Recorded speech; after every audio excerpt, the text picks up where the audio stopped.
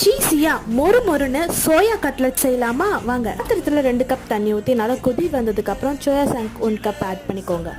10 மினிட்ஸ்க்கு அப்புறம் எடுத்து பார்த்தீங்கன்னா நல்லாவே ஊறி இருக்கும். அது தண்ணியே இல்லாத அளவுக்கு எடுத்து வச்சு மிக்சியில் அரைச்சி எடுத்துக்கலாம். அது கூடவே 4 பிரெட் எடுத்து அதையும் மிக்சியில் அரைச்சி எடுத்துக்கலாம். நல்ல ஃபைனாக அரைஞ்சிருக்கும். இது ரெண்டுத்தையும் ஒரு பவுலில் ட்ரான்ஸ்ஃபர் பண்ணிவிட்டு இப்போ மசாலா ஆட் பண்ணிக்கலாம்.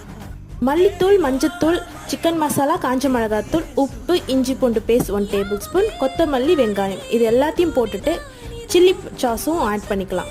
இது எல்லாத்தையும் நல்லா மிக்ஸ் பண்ணி சப்பாத்தி மாவு பதத்துக்கு வந்ததுக்கப்புறம் நல்லா உருட்டிட்டு நடுவில் சீஸ் வச்சு நல்லா கவர் பண்ணி கட்லெட் ஷேப்க்கு கொண்டு வந்துடலாம். இப்போ ஒரு பவுலில் 2 எக்கை உப்பு போட்டு பீட் பண்ணி வச்சுக்கலாம்.